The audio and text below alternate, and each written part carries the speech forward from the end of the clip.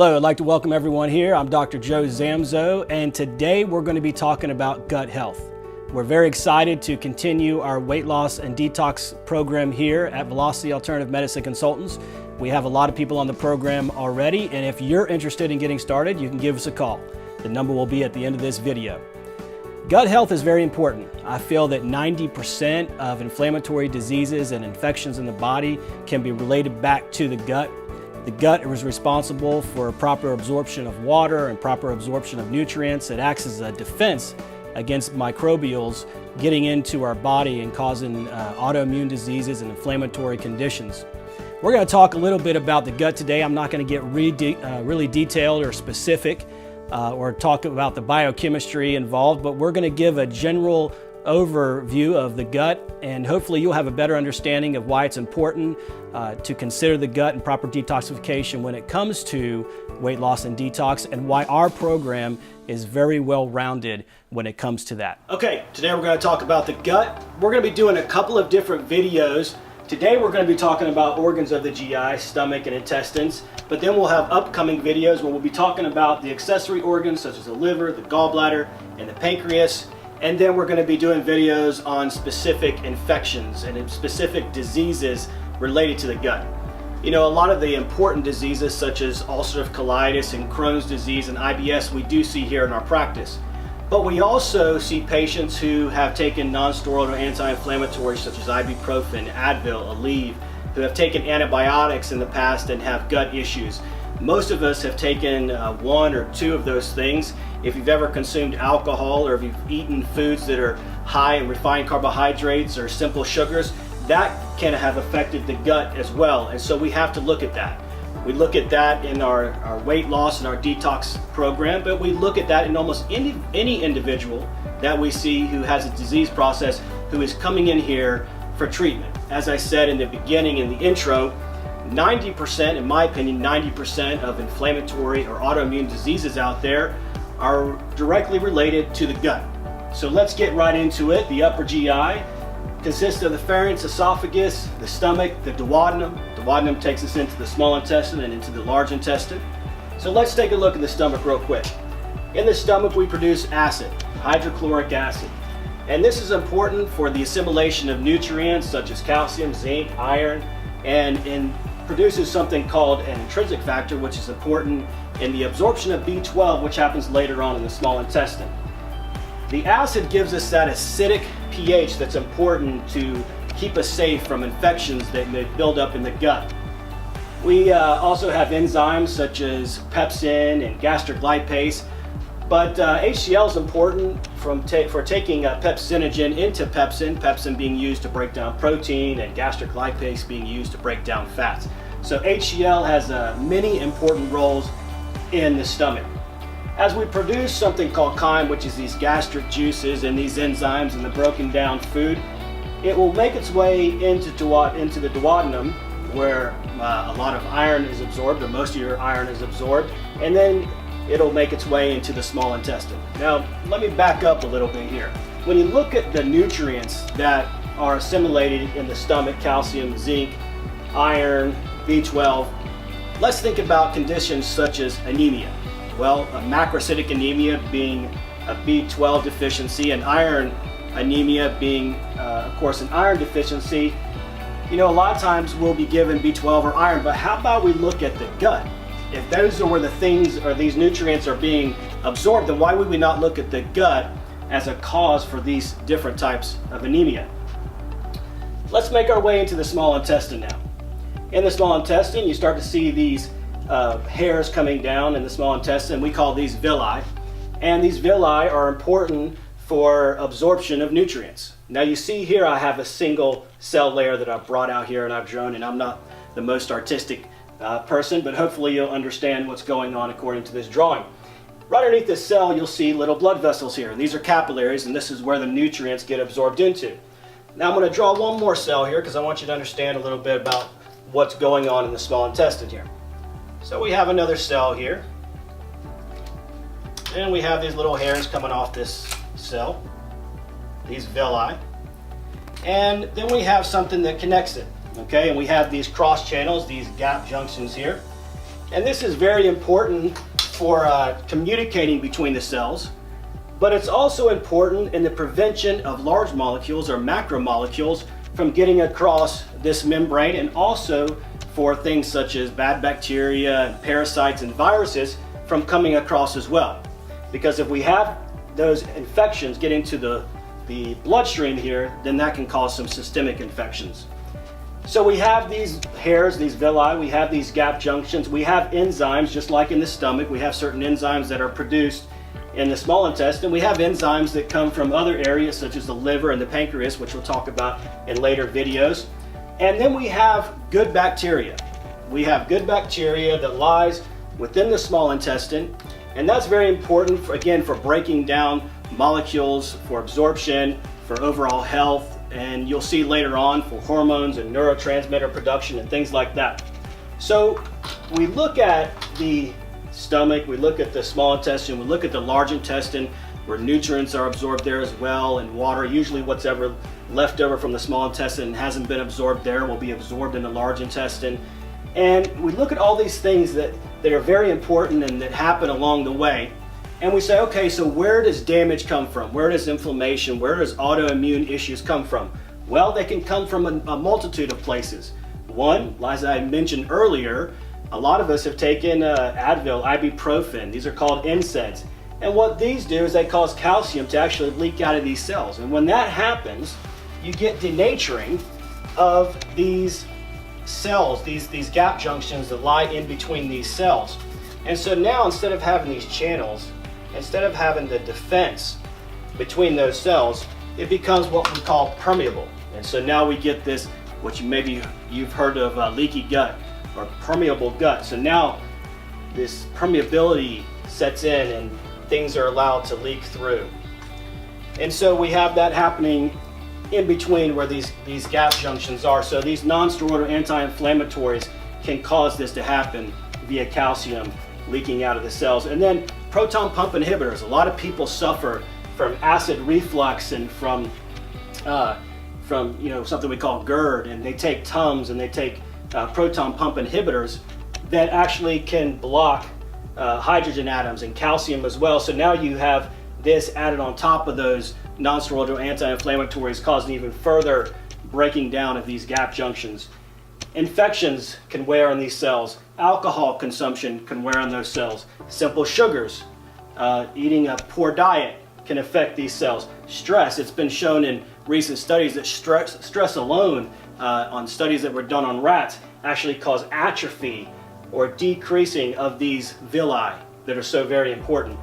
Antibiotics, we've all taken antibiotics at least at some point, and it's said that even after antibiotic use, within 3 days, you can start to see inflammation setting in there. So very important to go on a good probiotic after you go on a round of antibiotics, if that's what you have to do.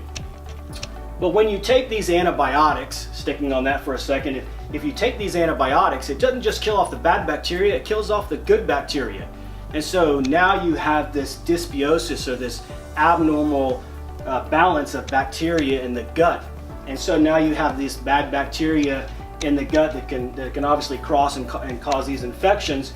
But when we have that imbalance, we call this small bacterial overgrowth. And it's been seen in studies that 40% of rheumatoid arthritis can be related back to this small bacterial overgrowth. 84% of IBS and 90 to 100% of fibromyalgia can be related back to this simple small bacterial overgrowth in the gut. So just to rehash, we got the components of the GI, we got the villi, we have the gap junctions, we have the acid production, we have enzymes that have been produced, and these are all very important. I also want to mention a couple of other things that we can't really get into depth with today, but we have something called the gut-brain connection. You know, there's gram-negative bacteria that lie within the gut, and when these get destroyed or when these break open, they release a chemical called lipopolysaccharide, and this will actually can go to the brain and cause some psychiatric issues. There's a big relationship, and it's being further studied, and there's a lot of research coming out between the gut-brain connection and how things in the gut can affect the brain. We actually have more nerves in the gut than we have in the spine. chemicals that are released in the brain are released in the gut. And so we're going to be looking at that further, but I just want everyone to realize that inflammation in the gut, inflammation in the brain. 600,000 products in your grocery store and 80% have added sugar to them. 50% of adults are on some sort of over-the-counter gastrointestinal medication. The gut has its own immune system. When it's inflamed, when it's under stress, you get these different immune responses, and we'll talk about that a little bit later on as well. So you got to look at the gut-brain connection. You have to look at neurotransmitters and hormones that are made and produced, and the gut has an effect on. All right, so let me give a quick example of how the gut should work, and then how it works in a state of disrepair or dysbiosis. So let's take a brick wall here, for instance. All right, and we know that around these bricks is mortar that holds these bricks together. Now, let's consider this brick wall is a protein, all right? And so we eat this protein and it goes into the gut, and this acid and the enzymes and the good bacteria act on the mortar around these bricks, and it basically breaks it down into single bricks, okay? So here we have single bricks. And then those go through, and then we have the normal functioning gap junctions here. And so those single bricks, those broken down, let's say if it's protein, it could be amino acids. Those amino acids are then taken away, and they're used for different processes in the body, from making muscle to antibodies to helping support membranes. But let's now take this into where a gut is not as healthy as it should be. All right, so we take this brick wall or this food molecule in, this protein, and we eat it, we swallow it. It goes to our stomach here. And instead of being broken down properly by all these things that we're supposed to have, it's almost like this brick wall, again, this being protein, is hit by a hammer, and it's broken down into these peptides. And you can think of this as like two bricks being put together here, and there's maybe 3 bricks here. And so what happens is, not only are these not broken down properly, but when they get to the gap junction, as we talked about earlier, this gap junction is not as tight as it should be, and it's allowing certain things through. So these 2 bricks can come down here, and they can readily pass into the blood vessels, into the system.